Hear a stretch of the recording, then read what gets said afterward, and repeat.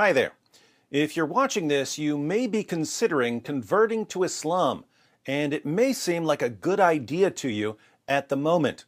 After all, you've probably been told that the word Islam means submission, and that this simply refers to submission to God.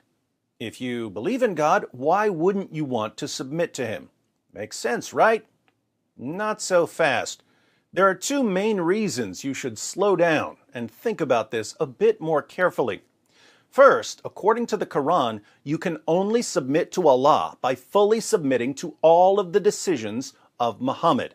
In chapter 4, verse 65 of the Quran, Allah declares, "But know, by your Lord, they can have no faith until they make you, O Muhammad, judge in all disputes between them, and find in themselves no resistance against your decisions, and accept them with full submission." Notice, you can have no real Islamic faith until you make Muhammad judge in all disputes, and you find no resistance in yourself against any of his decisions. You have to accept Muhammad's decisions with full submission. So, while the word Islam does mean submission, it's really the religion of submission to a man, because according to the Quran, you can only submit to Allah by submitting to Muhammad. Who was Muhammad? He was an illiterate 7th century Arabian caravan robber and warlord. As a rule, before you unquestioningly accept all of the teachings of an illiterate 7th century Arabian caravan robber and warlord, you should really make sure you can trust him as a prophet. And that requires carefully examining his life and teachings along with the so-called evidences of his prophethood. The second reason you should proceed with caution here is that Muhammad ordered his followers to execute anyone who leaves Islam. For instance, in Sunan an-Nasai 4067, we read, "The Messenger of Allah said, 'Whoever changes his religion, kill him.'" So, if you convert to Islam without doing any careful research, and you later decide to leave Islam, you'll be under a death sentence for the rest of your life. Islamic preachers will send you threats, warning you that once they're in power, you'll be executed. This is a part of our religion. There's a reason to it. Yeah? There's a reason why there's a capital punishment. Because people like you, little weaklings, who leave their religion and cause corruption in the land by spreading it, the capital punishment in Islamic law would be applied to you. We have no doubt. And we're proud of that. Yeah? Capital punishment will be applied in an Islamic state. Yeah? Converting to Islam isn't like joining a club that you can simply leave once you change your mind. It's something that follows you forever through threats of violence. If you're going to convert to a religion that will sentence you to death for changing your mind, here again, you should make sure you understand what you're getting into and why you're getting into it. So, why are you considering converting to Islam? Do you have a Muslim friend who's trying to convince you to convert? Has someone been sending you videos filled with amazing proofs that Islam is true? Did you bother to carefully examine these proofs that were presented to you? Did you look up the references? Did you research responses to these arguments?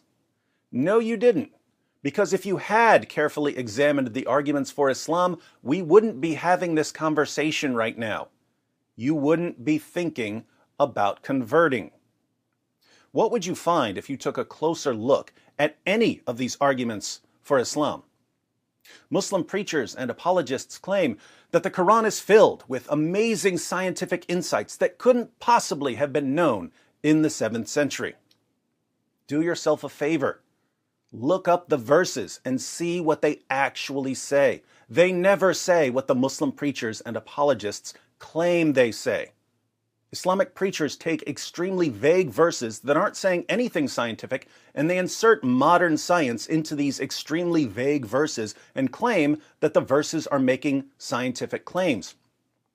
The reason they have to go to vague verses is that all of the clear scientific claims in the Quran are completely wrong. For instance, the Quran claims very clearly that the sun sets in a muddy pool. In a passage about the travels of someone named Dhul Qarnayn, usually thought to be Alexander the Great, we read in verses 85 to 86 of chapter 18, "So he followed away, until, when he reached the setting place of the sun, he found it setting in a spring of black, muddy, or hot water, and he found near it a people." The Quran claims that the sun sets in a muddy pool, which means that the sun is much smaller than the earth, and that there are people who live there. If you ask your Muslim friends about this, they'll tell you that you have to reinterpret the passage. They'll say that the Quran is only claiming that Dhul Qarnayn saw a reflection in a pool of water and that it appeared to him as if the sun were setting in that pool. The problem with this reinterpretation is that Muhammad himself claimed that the sun sets in a pool of water. Sunan Abu Dawud, 4002. It was narrated that Abu Dar said, "I was riding behind the Messenger of Allah while he was on a donkey, and the sun was setting. He said, 'Do you know where this sun sets?' I said, 'Allah and his messenger know best.' He said, 'It sets in a spring of warm water.'" There's nothing about Dhul Qarnayn here, so this can't be referring to something Dhul Qarnayn saw. This is Muhammad telling his companions what happens to the sun when it sets. Like Allah in the Quran, Muhammad claims that the sun sets in a pool of water. You'll find these kinds of things all over the Quran. The Quran claims that semen is formed between the backbone and the ribs, that the earth is flat, that there are 7 earths, that the sun orbits the earth, that human embryos are blood clots, that the sky would fall on the earth if Allah didn't hold it up, and that stars are missiles that Allah uses to shoot demons who try to sneak into heaven. Did your Muslim friend bother telling you any of this? Here again, if you bring up these verses to a Muslim preacher, he'll tell you that you have to reinterpret them. Notice, you have to reinterpret all of the clear scientific claims of the Quran because they're all wrong. Then you have to insert modern science into hopelessly vague verses in order to get the scientific miracle. Is this a good reason to submit to all of the decisions of an illiterate 7th century Arabian caravan robber and warlord? Perhaps you've been told about the miraculous preservation of the Quran. There's only one Quran, perfectly preserved right down to the letter from the time of Muhammad.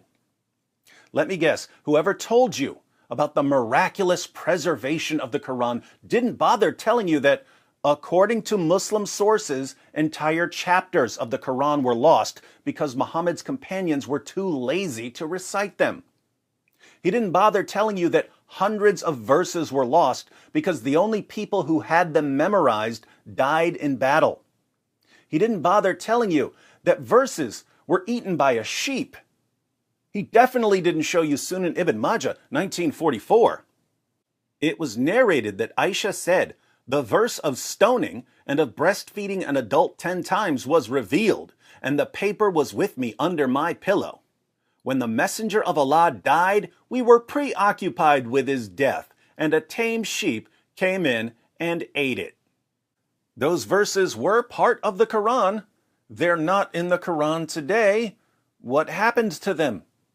Muhammad's wife Aisha had the only copy, and a sheep ate it. So Allah couldn't protect the Quran from a sheep. According to Muslim sources, Uthman, the third of the rightly guided caliphs, had to burn countless copies of the Quran to cover up all the differences. And even that didn't work because there are still different versions of the Quran even today. Muslim scholars are now being forced to admit that there are different versions of the Quran. Today, most Muslims read the Quran in a text that is referred to as the Egyptian edition of 1924. But this is not the only text of the Quran that is read throughout the world. In other words, if you were to compare 2 printed Qurans, you're going to see differences between them. And this is something that many people are unaware of and many people have heard but are not fully familiar with, especially those who have been exposed to some of our brothers who live in Algeria or Morocco or other North African countries. They recite the Quran in a slightly different way. Not just a voice or not just a speaking style, but also changes in letters and words and harakat. And it's very clear to you and to every single very advanced student and specialist that the standard narrative has holes in it. That's what I'm going to say. On what planet is this a good reason to make an illiterate 7th century Arabian caravan robber and warlord the ultimate authority on everything you think or do? Perhaps your Muslim friend told you that Muhammad was a champion of women's rights. But he forgot to mention that Muhammad had sex with a prepubescent 9-year-old girl named Aisha. He forgot to tell you that Muhammad had sex with his slave girls. He forgot to tell you that Muhammad allowed his followers to beat their wives into submission and to rape their female captives and to hire prostitutes. Perhaps your Muslim friend told you that Islam must be true because it's spreading so rapidly. I have no idea why something growing rapidly would mean that it's true, but I bet your friend didn't tell you why Islam is growing so rapidly. The same Pew Research study that said that Islam is the world's fastest growing religion also said that the primary reason for Islam's rapid growth is high birth rates. Why do Muslims have higher birth rates than other groups? It's because of the impact Islam has on women and girls. In many parts of the Muslim world, educating girls is frowned upon. Women having careers is frowned upon.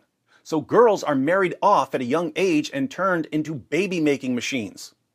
By the time a young woman in America has her first child when she's 25 years old, a young woman in Yemen is having her 6th child because she was married off when she was 11 or 12 years old. So are we supposed to conclude that Islam is true because it gives women and girls nothing to do apart from making babies? Notice, every single reason you've been given to believe in Islam falls apart as soon as you take a closer look. Why, in the name of common sense, would you convert to a religion that requires you to submit yourself completely to the teachings of an illiterate 7th century Arabian caravan robber and warlord, and that will sentence you to death if you ever change your mind, when the only reasons to accept the religion evaporate the moment you investigate them? In case you'd like to carefully examine Muhammad and the Quran before converting, I've included in the description box some links to articles and videos on all of the issues I brought up in this video. But maybe you'd like a second opinion. Maybe you'd like to hear from someone who was once a Muslim and had to learn all of this the hard way. The death threat from a Muslim preacher earlier in this video was a message to a young man who now calls himself the Apostate Prophet. He's an ex-Muslim who's under a death sentence for leaving Islam after realizing that it's false. Don't leave without clicking on his video and letting this former Muslim explain why you should think twice about converting to Islam.